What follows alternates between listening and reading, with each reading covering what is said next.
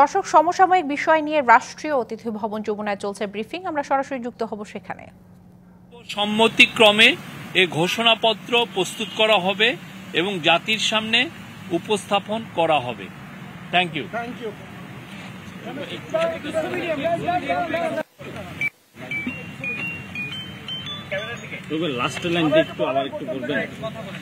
লাস্টের লাইন হচ্ছে, আমরা আশা করছি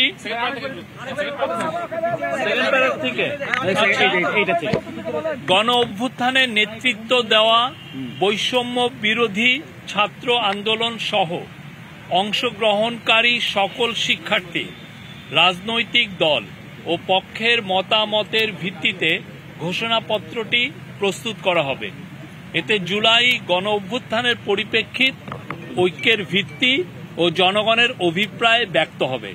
আমরা আশা করছি সকলের অংশগ্রহণের মাধ্যমে কিছুদিনের মধ্যে সর্বসম্মতিক্রমে এ ঘোষণাপত্র প্রস্তুত করা হবে এবং জাতির সামনে উপস্থাপন করা হবে। Thank you.